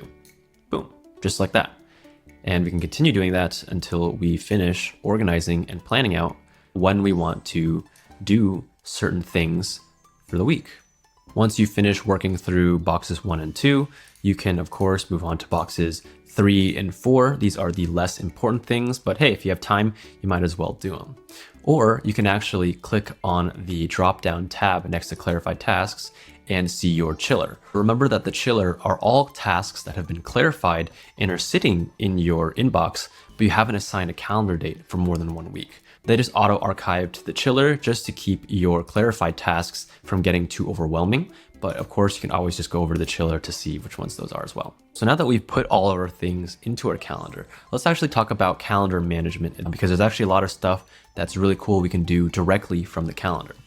So you can obviously just clarify your calendar from here, but if you want more screen real estate to see a calendar in the whole screen, you can actually just click on Master Task Calendar right here, and it'll take you to the task calendar in our task management sub-dashboard. By default, all the tasks that have a calendar date, meaning you've put them into your calendar, will appear in this calendar here. A few different properties are going to be shown. The task name is going to be shown, so you know what task you're working with. You're always going to see their priority being box 1, 2, 3, or 4. You'll also always see an energy if an energy has been assigned. That is the cloud for afternoon, the moon for night, and the sun for morning. And you always also see a deadline for the task. If a task has no deadline, it's going to say no deadline. But if a task does have a deadline, you're going to see something else, like this new task right here does have a deadline. I want to explain what that icon means and how it's helpful for us as we're shuffling and moving and organizing things in our calendar. So if it says on time, that means the deadline is not today or is not in the past. So if I click on this new task, we'll see that the deadline I have set is on May 4th. This task is on May 3rd. Technically, it's still on time. But if I click and move this task over to May 4th, when the deadline is, we'll see that changes now to due. And I should have done it on May 4th. Let's see what happens now if I click and drag it over to May 5th. And now it says overdue. That means that this task has missed its deadline. And the reason that this is useful is that oftentimes as we're planning our calendar out, we're going to have to shift and move things around. So if something comes all of a sudden and takes priority on this Friday, like I want to move this task to Friday and I want to bump this task to a different day, I'll always be able to see from a bird's eye view, am I moving it to a place that is still going to be acceptable for that deadline? So if I move it to this day over here, it's going to be fine. If I move it to this day, this is the last day that I can move it to. And if I try to move it to a day that's after the deadline, I'll see, oh crap, I can't do that because it's going to be overdue. So the deadline icons are very useful if we're shuffling tasks around and we want to make sure that they're not going to be overdue when we need to do them. The last thing that's on all of the tasks here is this done icon. If you click it, they will disappear from the task calendar because we have completed them. All right, so the next thing I want to explain that's cool about the task calendar is what happens to tasks that we miss. For example, we can see here that I've missed these 3 tasks on the 2nd and the 4th because today is the 5th, which you can tell by the circled red date. Because if we put a calendar date on them, they move out of our inbox. But if we didn't do them, they should actually go back to our inbox. And so that actually does happen. The way that I have this programmed in Notion is that if this task has been missed for 7 days and we haven't touched that task in 7 days, that task is actually going to return to our task inbox. It's going to be just as if you added a new task using the task button. And then from there, it goes back into the cycle and you can re-clarify it as necessary. The last thing I want to mention in this video is that if you go back to the home screen in StudyQuest and you scroll down on the left side, you'll also be able to see all the tasks that you have scheduled just for today. So on any given day, you don't have to go all the way back to your task calendar to see what you have to work on today. The today view is always going to update with things that have a calendar date of today. You can also go down to the schedule of the week and click on the task tab to see that weekly view of all your tasks. Or my favorite way again is to go back to your daily log. I'll use Command 2 to go back to my daily log. And you'll also see that underneath the activate focus mode box, we also have that today's view to show all the tasks that come up for today. So yeah, no excuses for missing tasks or being disorganized at all. Hope that helps close the cycle of the CCC management framework. and I will see you in the next video. In this video, I want to show you how the log and the log library work. These are both part of the mindset pillar of StudyQuest, Purple Path, right? Because remember that when we're studying, we're collecting practice data into our daily log. If I can go to it here, looks just like this. We're collecting objective practice data, meaning the total study time and how many times we get distracted. We're also collecting subjective data. This is our confidence using the GROW table rating scale. And we're also collecting our mood. How did we feel after each study session? So all of that information is gathered into our daily logs here, and those are all sent over to our log library. That's where everything is collectively collected. So let's go check it out. I'll go back to my home screen here and scroll down to the Purple Path, the mindset sub dashboard. Go ahead and click on that. And here is the dashboard for the mindset pillar. You can see 5 different sections. We have the log library, the journal, goals, and the habit tracker. We're just going to focus on these 2 right now for the collect phase of mindset. First, let's check out the log again. Remember that this is where we can find all of our daily logs. The first tab shows today. That's just going to show today's log because remember in the beginner setup video, we set up this as a recurring template to duplicate a new daily log every single day. But if for some reason you want to see all of your previous logs, just go ahead and click on all logs and you can see all of your previous logs as well. Let's go back to the mindset dashboard here. Now let's take a look at the log library. I'll click on the log library section to open up the log library sub dashboard. You're going to see 4 tabs here: mood logs, focus, consistency, and confidence. Now this is where all of those daily logs, as I said, all of that information gets collected and gathered here so we can reflect on our stats. These are our analytics, these are our statistics to see how we're doing overall. So let's start off with mood logs. Mood logs show us every single review session that we ever logged into StudyQuest, categorized by their mood. So if you ever logged in an angry mood, it'll show here. If you ever logged in anxious, calm, energized, frustrated, happy, or you created your own emotion, all of that information is going to be gathered here. It also shows which lecture we studied to get that emotion.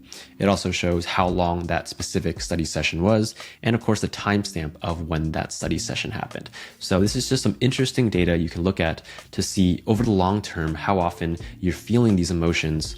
Let's go ahead and move on to the next tab, which is focus. Focus shows pretty much the same information as mood logs. It's just organized and sorted a little bit differently. This time it shows all of our reviews in chronological order from the most recent to the earliest time we logged a review. And it's just going to show us time and flow, how long each study session was, and next to it also the mood we felt. So these first 2 tabs are pretty similar. They're just organized a little bit differently. So the first 2 tabs, mood logs and focus, these data points are for specific study sessions. And you might have multiple study sessions every single day. Each of these reviews is one of those review sessions. That's why we can see in the log date that May 5th, I reviewed quite a few times, and each of those had different time intervals. However, if we move over to the consistency tab now, this tracks our daily stats. So we'll see that instead of by each review, now we are categorizing it by every single day. And I can see the total study time for each day, which is adding up all of those separate reviews. And I can also see how many times I got distracted that day by all of the different distraction tallies that I added up in my daily log. Consistency also allows us to track our procrastination frequency. So every single day, if you log in at least 1 review session using the GROW table, then it will check this box. Basically, that means that you did study today. And I have this database here grouped by month. I believe if I click on the 3 dots here and go to group, it's grouped by month. You can also group it by week or by year. Basically, what this database is doing is it's calculating how often we procrastinated. It takes the average of how many days we studied versus did not study.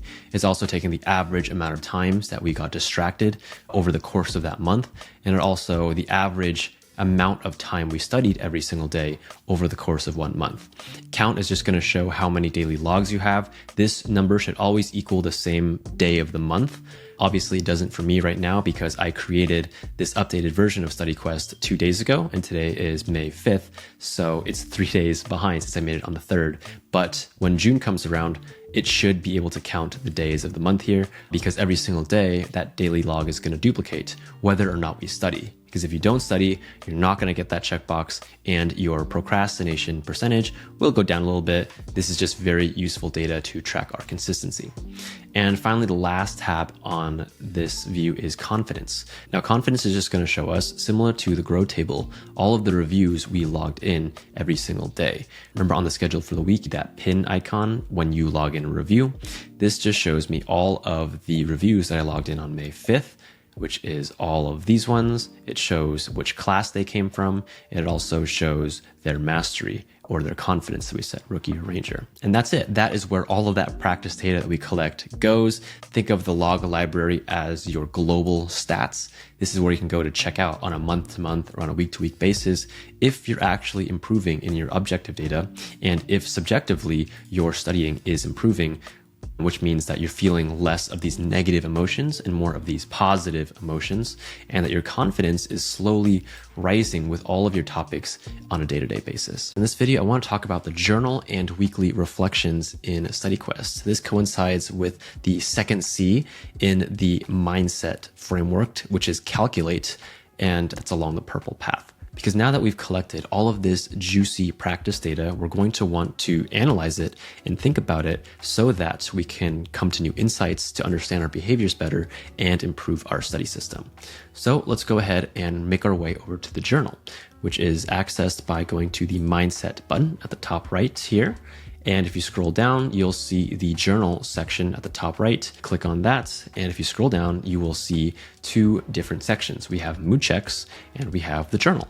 Mood checks is something that we do at Cajun Koi Academy. It's really just a self-reflection practice, taking some intentional time to reflect on yourself. So if you ever feel like you have something to say, you want to get it off your chest, come over to the journal, click on plus new under mood check, and you can go ahead and self-reflect on whatever's on your mind. I didn't want to give you too many prompts for the mood checks because in the journal section, we are going to be using a bit more of a structured self-reflection framework. If you can recall from the earlier lessons about Calculate, we used triple loop learning. This was created by Dr. Argyris. He was a famous business professor at Harvard University. The triple loop learning model is really cool. So we highly encourage doing a weekly study review. That way you'll actually have 7 days of practice data collected so that you have a lot more information to analyze and to iterate on. Of course, it's good to self-reflect every single day as well. And that's really what the mood checks are for. The journal down here is going to be for our weekly self-reflection. But in order to make this work, we want to set it up similar to how we did with the daily log. Click on the drop down arrow, make sure that this database is unlocked, of course, first. And we're going to find the weekly study review. Click on the 3 dots to edit the templates. Let's turn on repeat. And this one is going to be set from daily, move it to weekly because we want this to repeat on a weekly basis. I'm going to choose 1 week. Next, choose a day that you want to do this practice. I actually prefer to do this on Friday, right after the end of the week, so that I can go into the weekend with a new plan. I'm going to have this repeat for me at 12:01 a.m. Change the time zone, of course, to your time zone. Double check that this is working properly. Make sure that the next date here that shows up is going to be that date that you set. So for me, a week from today, which is a Friday, is going to be the 12th. That sounds good. I'm going to click on save. Go ahead and X out of this again. You want to see this blue recurring icon up here. But since I want to also show you what's inside this template, I'm just going to go ahead and click it to add a new weekly study review right here. And I'm just going to open this into a full screen. At the top, we'll see that the first property just shows created time. Of course, that's when this was created. Type is journal. And the status of this review has not been started yet because we haven't started yet. I'm going to scroll down from here. Just an inspirational quote from good old Misty. And then there are actually 3 sections in this page. The first is collect. This is, of course, all that collected practice data that we gathered. But all the filters in these 2 databases, because this is a weekly study reflection, it's only going to show data within the last 7 days. If you want to see all of your practice data, remember you go to the log library and you can see your global stats. And just like in the log library, this shows all of our mood logs and our focus logs. It shows our consistency every single day for the past week. And it also shows our confidence logs on the right over here for everything in the past week and any mood checks. So all of our practice data is collected right here in the collect section because we're going to use that information and analyze it in the next section, which is calculate. We use the triple loop learning. Loop 1 is reactive learning, identifying is there a problem that needs addressing. As we calculate to improve our system, we always want to ask open-ended questions to make us think more deeply and critically reflect on our process. And we're going to ask these questions based on all of the different data points that we got. So we can ask these questions for procrastination. How was my procrastination this week compared to last week? How was my focus? How was my confidence? How was my mood? And overall, reactively, how did the week go? Go through these calculate questions honestly and intentionally. It's really going to help us improve the more we can understand our own processes and behaviors. The double loop is the reframed loop. This is now asking why that outcome happened. This is usually the most difficult loop to self-reflect on because it's hard for us sometimes to identify what went wrong or what went well, especially if we're so in the weeds about what we're doing. Always find it to be based on what you can do and what you can change. Because if you come to the conclusion that the outcome happened that was out of your control, then there's nothing to change, right? So always see, is there some actions or some things that you can do differently to get a different result? And finally, the triple loop, the third one, is the transformative loop. And this is now asking the bigger, broader questions about why do we even want to improve? What are our values? And what do we think that improving our study system is actually going to do for our life? The transformative loop is really about breaking down our beliefs and building intrinsic motivation for who we want to become. It's all about identity change. So the more that you can really connect with your values and figure out why you want to improve, that's going to help you tremendously in identifying your own shortcomings and your gaps to become the best person that you can be. I'm also going to be uploading additional self-reflection questions to whop.com in the resources area. So if these ones aren't doing it for you, go ahead and check out those ones. Honestly, you can find a lot of other self-reflection prompts online as long as you keep in mind the framework that we follow. Identify the problem, know why that problem exists, and then why do you want that problem to change? After we calculate, we can move on to the final section, which is course correct. And this is where we're going to set a new SMART goal that we can work on and implement the following week in our study sessions. And I'm going to cover that course correct stuff in the next video. Last thing I want to mention is if we go back to the journal sub-dashboard, just like in the log sub-dashboard, in the journal sub-dashboard, we also have two tabs here. One for this week, which just shows this week's review that we have to do. And we can see the status of it, if it's finished or in progress. And if you want to view all of your previous weekly reflections, you can click on the tab for all weekly reflections. It will show you all of the weekly study reflections that you've done or that you missed. All right, and that is it for Calculate in StudyQuest. This is going to be a walkthrough video for how the management pillar of StudyQuest might be used on a day-to-day basis. And we're going to go through CCC, collect, clarify, and calendar for both types of inputs related to management. That means I'm going to walk you through how the task management system works and also how the personal knowledge management or PKM system works. All of that using our extended brain. So since the first C, collect, is the same for both the task management and the knowledge management aspects, we'll just start there. So the first thing that I do right when I sit down and open up my computer or I get ready to work, I like to have the daily log open in another tab so that I can easily access my daily log at any time. So I'll use command / to open up my sidebar. I will expand the faves toggle and I'll use command click to open the log in a second pane, as we can see here. I'm going to close the sidebar again using the same hotkey, command / I will use command 2 now to switch over to my log dashboard. And I'm going to open up today's log in a full screen. And so this page can be easily accessed for me using command 2, and then I can use command 1 to navigate back to my original page. What I also like to do, because sometimes we're not studying with our computers, but we always have our phone with us. And so on my phone, I will also open up a Notion widget, which I've configured to a quick collect page. Now this page basically has everything that the today log has. It has the focus mode at the top. It has a stopwatch, a distraction tally, and very importantly for the management pillar, it has a quick collect for tasks and notes, as well as a sticky note feature, which will appear on every single daily log. So I can take scratchpad notes that don't need to be stored, and I can quickly add tasks or non-actionable tasks to my task and notes inbox from my phone. This is also a really great way to prevent distractions from your phone because you're using it as your collection tool. And so if you're using it as a collection tool, you can't get distracted by social media or scrolling. Our phones are like one of our biggest distractions. So if we can make it useful for something else, that's just going to be even better. So I'll pretty much always have this on my phone or on my computer because sometimes we don't use our computers. Like if you're just mind mapping with pencil and paper or drawing on an iPad, or if you're just reading from a textbook, using our phone works just as well. And honestly, management is something that we should get into the habit of doing throughout the entire day, not only while we're studying. We have thoughts throughout the entire day, even if we're not studying, we still need a way to collect that information into our extended brain. So let's say that I'm studying or browsing the internet or something, and a new task comes to mind. I'll use Command 2 to tab over to Today, and I'll click on Task, which will pop open a new task for me. I'll give it a name, email Maddie back. I'll press Escape to get out of there, and I can use Command 1 to resume what I was doing. Anything with an action, we call a task, and it goes directly to the task inbox. Anything without an action, whether that's a random idea you got after watching a video, or you're taking notes from a book, or you're writing a blog post or script for YouTube or something like that, any of those things that don't have an action, we can add it to our notes inbox. And I'll demonstrate how I can do that also from my phone by clicking the plus new under this note database. Let's say that I had an idea for dinner recipe, salmon. I can scroll down, I will choose the idea templates, press the back to go back to my quick collect page. I'll put my phone down and then I will continue working. So collection for management can happen at any time, anywhere.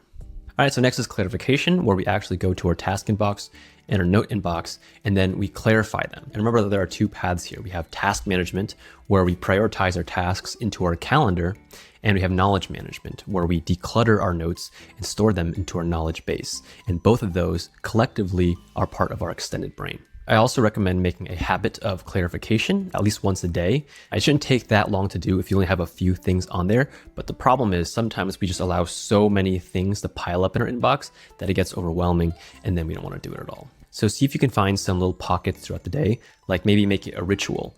Clarify your inbox while you're doing something else. Batch it with something else. One of my favorite times to clarify my inbox is if I'm in the bathroom, if I'm taking a dump or something, instead of scrolling on TikTok, I will clarify my inboxes. Or if you're waiting in line, maybe you went to buy some food somewhere, instead of scrolling again or pretending to check your email or something, just clarify your inbox. There are a lot of little pockets of time throughout the day we can use to clarify our inboxes. So to clarify our inboxes, we go down the orange path. I'll click on the management on the home page, and we'll see both of those inboxes. We have the task inbox on the left and the notes inbox on the right. And if we click on the section headers, we can go to the task inbox subdashboard or the notes inbox subdashboard, which give us a lot more information and make it easier to clarify. One of the overall goals of the management system is that we want it to be flexible and we want it to be accessible. And so just like the collection system, we can also do this easily from our mobile device. If I can just go back to my home screen on my phone, I also have another widget called Inbox. And if I open this one, I'll also be able to see stacked views of my task inbox and my notes inbox. And just like how we would do it on our desktop, we would do the same clarification process, moving left to right for tasks and left to right for our notes. The main idea, as I just want to continue reiterating throughout this video, is that the whole management system can be done from our phone and from our desktop, depending on where we're working and the situation that we're in. So let's just run through some examples together, starting with prioritizing our task inbox. So I can go to the task inbox subdashboard. And so here are some tasks that I collected throughout the day. So let's just start to clarify them. Remember, the first question we ask when we're clarifying tasks is that if this task is going to take less than 5 minutes to do, just do it right now and then check it off the list. So this very first idea here, email Maddie back, it's probably going to take less than 5 minutes to do. I'm just going to do it right now and check it off the list. The next one is choose a date for a friend's party. This one I probably can't do in 5 minutes because I have to speak to my friends first to find when everyone's available. So we're going to go ahead and clarify it. So the steps for clarification go priority, which means how important versus urgent is this task. Then we sequence it, and then we determine its energy. And finally, just in Notion, if we also know its deadline, or if it's associated with a class or a project, we can also link those here. Let's start with priority. I'm going to give this one a number 2 because my friends are very important to me. That's something that I value, but this is not a very urgent task. Next would be sequence. I don't really see a whole sequence of events on this one. I'm just going to give my friends a call on the phone and we can try to figure it out from there. Next is energy. Is this going to be a very high energy and demanding task? Or is this going to be something lower energy where I can do in the afternoon or in the evening? And for me, this one seems like it's going to be a lower energy task. I'm just relaxing, calling my friends. I'm going to schedule this in the evening when I know that we're all going to have free time after work and after school. It doesn't have a deadline and it's not really related to any project or domain. All right, let's move on to the next one, schedule doctor's appointment. The priority for this task is going to be again, number 2 here because it is important, but it's not urgent. I don't feel super sick, but I just know it's important for me to do. Again, there's no need for me to sequence this task. All I have to do is call to make an appointment. And for energy, I'm going to give this one an afternoon. It doesn't really require that much thinking. Again, no deadline for this task. Next thing on the list, YouTube competitor spreadsheet. This one I'm going to give a priority of 3. It's not that important for me to do, but it does feel a little bit urgent. That's why I'm going to give it a 3. But this one I am actually going to sequence out because what does that actually mean to make a YouTube competitor spreadsheet? So to make a sequence, I'll click on the toggle here and I can add new sub items to this task. The first one would be figure out how to create a spreadsheet, find competitors, decide what to research, what makes a strong competitor, analysis. So I sequenced out this task, broke it down to more actionable steps that I can take care of. Then I'm going to go ahead and choose an energy requirement for all of these. This one probably is going to require high energy. Finding competitors, that's probably not so bad. I'm going to give it a cloud. And research what makes a strong competitor analysis. Again, that's more of a high energy task. This does have a deadline. I'm actually going to choose it for next Friday. And it does belong to a domain. That domain for me is YouTube. And now this task has been clarified. I'm going to close the toggle and remember that any grayed out items in our task inbox, that just means that they have sub items underneath them. Let's continue down our task inbox. I'm not going to go through all of these. I'm just going to time lapse it to speed through.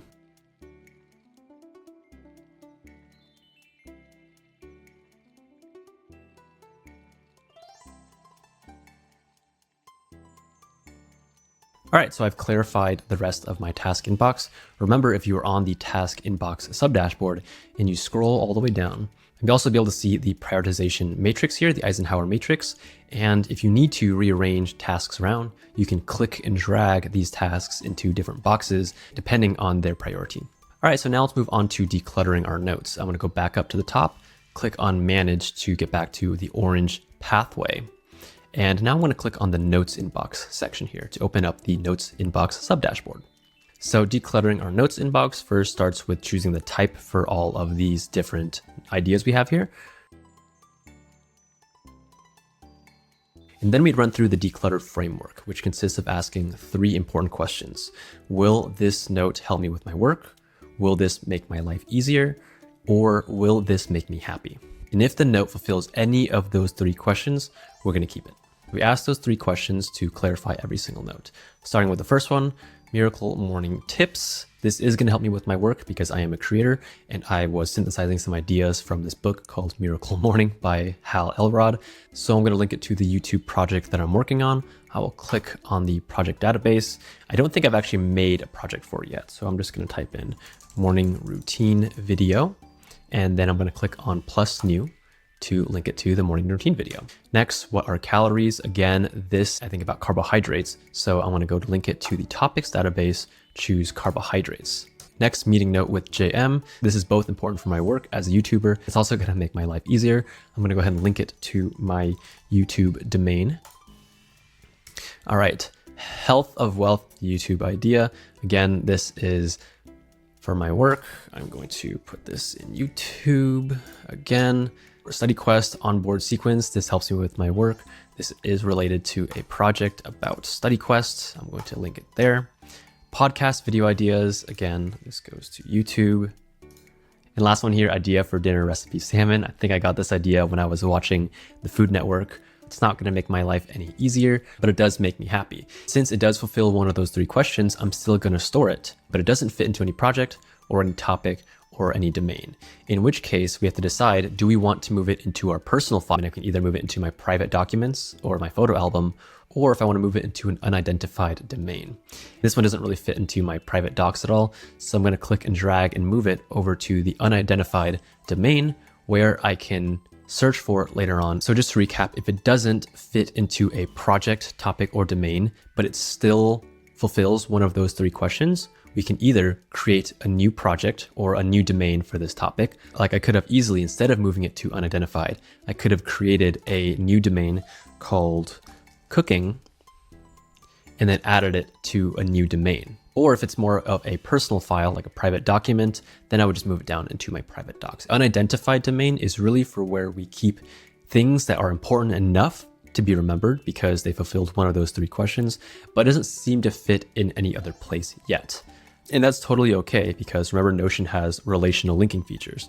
And that means that just because we put a note or idea in one folder, it doesn't mean that note is set in stone. We can actually relate notes to multiple folders, multiple domains, multiple projects even. So a note can live in a lot of different places. And with that, my clarification for my notes inbox, the declutter process, is complete. Now we move on to phase 3, which is calendar. And for the calendar step, we use the daily highlights framework. Let's go back to our management dashboard by clicking the management button. And I'm going to scroll down under task management here. I'm going to click on the task calendar. And on the left side, we can see all of the clarified tasks that we just clarified. And on the right side, we can see a calendar view for the month of all of the tasks that we currently have already scheduled. And what we're going to do is just move our clarified tasks into the calendar. And the framework we use to do this goes in needs, duties, highlights. And so let's start with needs. Needs are things that are important, meaning they are from box number 1 or box number 2. And they also have a fixed deadline that can't be changed. If they can't change, we might as well just put them into our calendar. So some examples of things that are needs might be filing my taxes. Let's put that in, it's actually in April, but let's just pretend that it's on the 19th here. Other things could be like if you have to submit a job application, or if you're flying home for the holidays, or have a flight for vacation, or you're taking a standardized test on a certain day. All of those things are tasks that have a fixed deadline that you really can't change. Next are duties, and these are also things that are coming from box number 1 or box number 2, but the distinction between needs and duties is that duties are more flexible. The deadline is not fixed, and if we need to, we can change them around. So examples of things that fit in the duties are, for me, like buying groceries. I can probably do that on Monday. Scheduling my doctor's appointment, I can probably do that today, actually. Booking a flight. Finally, we get to highlights. Now that the needs and duties are in our calendar, we'll finish planning our days with daily highlights. So pick at least 1, but no more than 3 important things you want to do on any given day. To make this idea very clear, I'm not saying that you can't do more than 3 things a day. The idea is that we just want to be intentional and prioritize at least those 3 things. Because of course, if you have more time throughout the day, you can go ahead and move through all of these other tasks that you've clarified. Just having 3 things in our calendar each day, it allows us to be more flexible. Because oftentimes random things will pop up throughout the day that we collect. And when we clarify those, they'll end up being more important than some of the things that we currently have. Having 3 things makes it easy enough to move things around as opposed to having 10 things, and then that really starts to screw with your schedule. And so I'm gonna go ahead and put this in here. I'm gonna put these here. So next I wanna talk about calendar maintenance. That is, how do we actually start to reorganize and make sure that we're staying on task with them? After we put all of these tasks into our calendar, if we go back to the home screen and you scroll down, there's a section called Today's View where you're going to see all of the things that you have today to do. And every single day, this is going to update with all the tasks that you have to do that day. We can also flip over to our daily log note. I'll use Command 2 to flip back over to it. And if I scroll down, we'll also see a Today View section with all of today's upcoming tasks. Another place for maintenance of our calendar on desktop is if we go over to our management pillar again and click on the task management sub dashboard and we scroll down, we can see our entire task calendar here, and we can just click and drag items to move them around if we need to. And we'll also be able to see the deadlines if we have them, with icons telling us if this deadline is on time, if the task is due that day, or if for some reason like this task right here, we actually scheduled on a day that doesn't work for it. So I'm going to want to move this back to a day that means it's on time still, or at the latest it's due. So if you're on desktop, this is great because we have a lot more space and we can click and drag things around and it's really easy to use. But what if we're on our phone? Oftentimes we won't actually have a computer open to calendar our tasks. Actually, one of my favorite times to plan out a calendar is right before I go to bed. I'll usually be lying in bed and I will plan out my calendar so that I can go to sleep with peace of mind. And when I wake up in the morning, I'll know exactly what to do. So if you're on your phone, there's actually a really great way to also manage your calendars, and that is using the schedule for the week sub-dashboard. So I'm going to open up that sub-dashboard on my phone. Here I opened up Notion and I favorited that page right here, schedule for the week, phone. And if we scroll down, we'll be able to see 3 calendars stacked on top of each other for all my tasks for the week, all of my classes for the week, and any projects or assignments I have for the week. This current view that I'm showing you on my phone, if I can show you on my computer what it looks like if I go to schedule for the week, this view of the calendars looks really nice because we can see like stacked calendars of everything for the week. Like all the Thursday stuff are in a row right here. All the Wednesday stuff are in a row. But on phone, this kind of looks clunky. We can't actually see what the tasks or the things are on each day of the week. So what you can do on mobile is actually click on the tab and switch it to mobile view. And you can do that for all 3 of these sections here. And what that actually gives us is a much cleaner experience on mobile to manage our calendar. So in the tasks area, we have toggles for all the tasks that we have planned for the next 7 days, along with their calendar date if it's been set. We can also see everything we have going on for tomorrow and for today, and even for yesterday and earlier in this week for the last 7 days. And one of the really cool things we can do with our phone is if we want to rearrange into these tasks, all we have to do is click and hold and then move that task to where we want it to go. If I want to do this task tomorrow instead, I can move it to tomorrow.